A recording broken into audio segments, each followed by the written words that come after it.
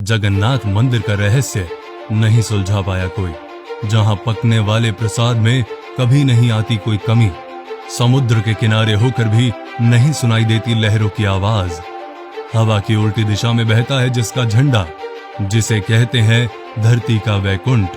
धार्मिक आस्था रखने वाले हमारे देश में अनगिनत मंदिर हैं और हर मंदिर की अपनी अपनी कहानी भी है। इस देश में ऐसे ऐसे मंदिर हैं जो हजारों साल पुराने हैं और अपने अंदर अनेक राज छुपाए हुए हैं जिन्हें आज तक कोई भी नहीं समझ पाया है। भारत के हर मंदिर पर दुनिया के बड़े से बड़े वैज्ञानिकों ने रिसर्च किया, लेकिन इन मंदिरों के रहस्य के आगे उन वैज्ञानिकों को झुकना पड़ा। आज मैं आपको ऐसे ही एक रहस्यमय मंदिर के बारे में बताऊंगा जिसके बारे में सुनकर आप हैरान हो जाएंगे। जगन्नाथपुरी मंदिर। उड़ीसा का जगन्नाथपुरी मंदिर भगवान श्री कृष्ण का मंदिर है। अगर आपको ना पता हो तो मैं आपको बता दूं कि चारों धाम में से एक धाम है ये मंदिर। ये पवित्र मंदिर पूरी दुनिया में मशहूर है और हर साल इस मंदिर के दर्शन के लिए दुनिया के कोने कोने से लोगों की भीड़ लग जाती है। उड़ीसा में समुद्र के किनारे स्थापित यह मंदिर बहुत ही शांत कहा जाता है। मंदिर के बाहर जो सागर की लहरों का शोर बहुत जोर जोर से सुनाई देता है ना, वो इस मंदिर में आने के बाद किसी भी तरह की सागर की लहरें या कोई आवाज नहीं सुनाई देती, जो कि बहुत ही आश्चर्यजनक बात है। मंदिर के प्रसाद में नहीं आती कोई कमी। मंदिर के अंदर पकाया जाने वाला प्रसाद कभी भी कम नहीं होता। मंदिर के अंदर प्रसाद तब तक बंटता रहता है जब तक श्रद्धालु खत्म नहीं हो जाते। यहाँ डेली हजारों और लाखों की संख्या में श्रद्धालु आते हैं जिनके लिए डेली लंगर लगाया जाता है। इस लंगर में भी कभी कोई कमी नहीं आती, जिसका कारण है इस मंदिर की रसोई में छिपा रहस्य।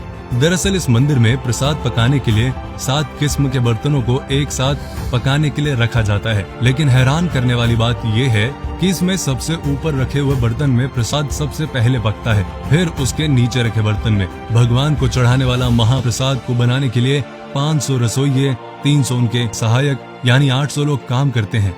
शिखर का झंडा बहता है उल्टी दिशा में। जगन्नाथ मंदिर एक लौता ऐसा मंदिर है जिसके शिखर पर लगे झंडे को डेली बदल दिया जाता है।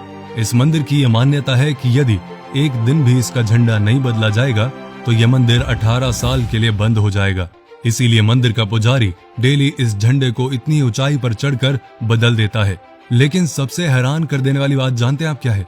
कि यह झंडा हमेशा आने वाली हवा के विपरीत दिशा में बहता है, जिसका रहस्य आज तक किसी को नहीं पता लग पाया।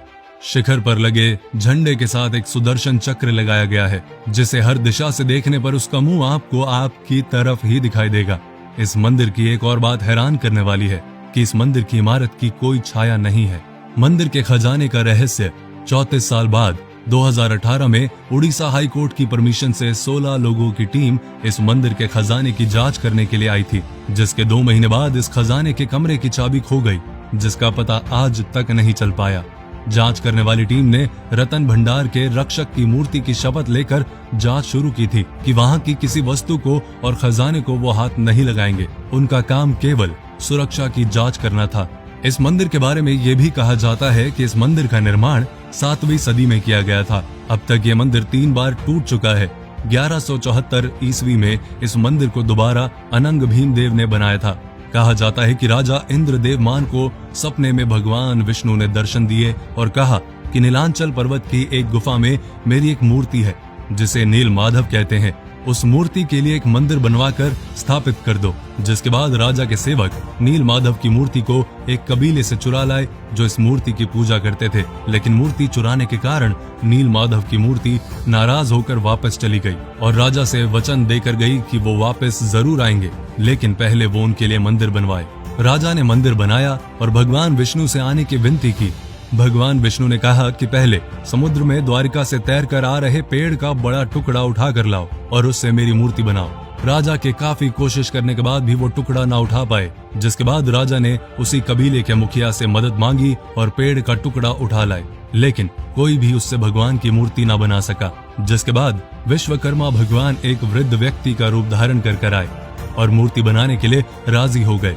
लेकिन उन्होंने एक शर्त रखी कि जब तक मैं मूर्ति ना बना लूं कोई भीतर ना आए। लेकिन रानी को उनका काम देखने की उत्सुकता हुई और रानी के कहने पर राजा ने कमरा खोल दिया। जैसे ही कमरा खुला तो वृद्ध व्यक्ति वहां से गायब हो गया और कमरे में 3 अधूरी मूर्तियां पड़ी थी। जिसे राजा ने भगवान की इच्छा मानकर ऐसे ही मंदिर में स्थापित कर दिया और आज तक उनकी अधूरी मूर्तियों की ही पूजा होती है। पुराणों के अनुसार इस मंदिर को धरती का वैकुंठ कहा जाता है। तो अगर आप भी इस मंदिर में गए हैं तो अपने एक्सपीरियंस कमेंट में जरूर शेयर करें, और अगर आप नहीं गए तो जैसे ही मौका लगे वैसे ही इस मंदिर के दर्शन करके आइए। वीडियो को लाइक कीजिए, वीडियो को शेयर कीजिए।